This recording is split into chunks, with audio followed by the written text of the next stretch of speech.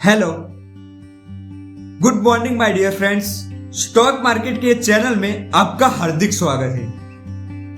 आज हम बात करेंगे कि कैसे और किस सिचुएशन में हमें कोई पर्टिकुलर स्टॉक के अंदर से बाहर निकल जाना चाहिए। वैसे तो हम वॉरेन बफेट के फॉलोवर हैं और हम ये मानते हैं कि भाई हम एक तरह की जब कंपनी चूज करते हैं तो वो हम लंबे टाइम तक होल्ड करते हैं, पर एक कई ऐसे सिचुएशन आती है, उस सिचुएशन के अंदर हमें पर्टिकुलर स्टॉक के अंदर से बाहर निकल देना चाहिए। तो सबसे पहली बात करते हैं कि when we needed a money, जब हमको पैसा चाहिए तब पर्टिकुलर स्टॉक के अंदर से बाहर निकलना चाहिए। जैसे कई आपने प्लान बनाए होंगे, किसी ने रिटायरमेंट के लिए प्लान बनाया होगा, किसी ने इमरजेंसी के लिए प्लान बनाया होगा, किसी ने अपने बच्चों के लिए प्लान बनाया होगा, किसी ने अपने बच्चे के एजुकेशन के लिए प्लान बनाया होगा। तो अलग अलग लोगों ने अलग अलग तरीके के प्लान बनाए होंगे। तो आपको पैसे की जरूरत पड़ी तब पर्टिकुलर स्टॉक के अंदर से सम परसेंट के स्टेक बेच के आपको निकल जाना चाहिए। तो पहली बात आपको समझ आई होगी कि भाई आपको किस संजोगों में बाहर निकल जाना चाहिए। अब बात करता हूं दूसरी कि भाई when company fundamental are change, जब कंपनी के फंडामेंटल्स चेंज हो जाए तब आपको बाहर निकल जाना चाहिए।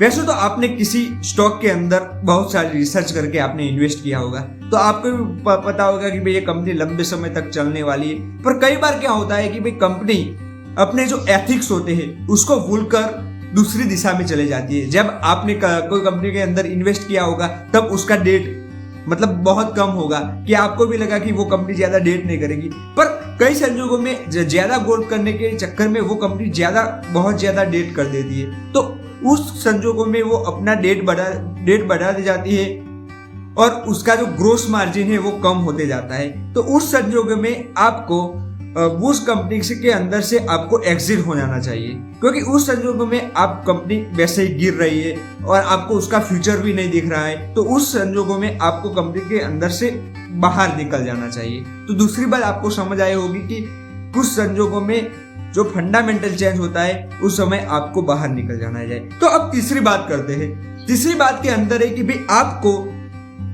पर्टिकुलर स्टॉक के अंदर आपने इन्वेस्ट किया, उससे अच्छा ऑल्टरनेटिव इन्वेस्टमेंट आपको मिल जाए तो आपको बाहर निकल जाना चाहिए पर्टिकुलर स्टॉक से।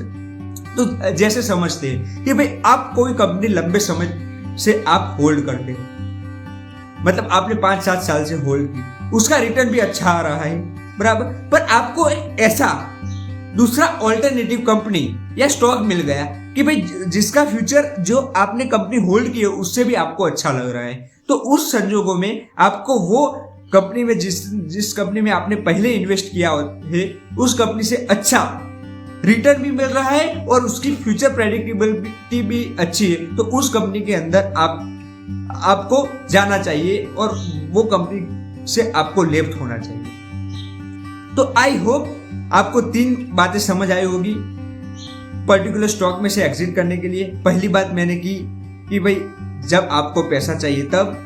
दूसरी बात मैंने की कि भाई कंपनी के फंडामेंटल चेंज हो तब। और तीसरी मैंने बात की कि भाई आपको कोई अच्छा ऑल्टरनेटिव इन्वेस्टमेंट मिल जाए तब। और लास्ट में ये बात कहना चाहूंगा कि भाई no one expert in stock market, no one timing the market, we are only value the market.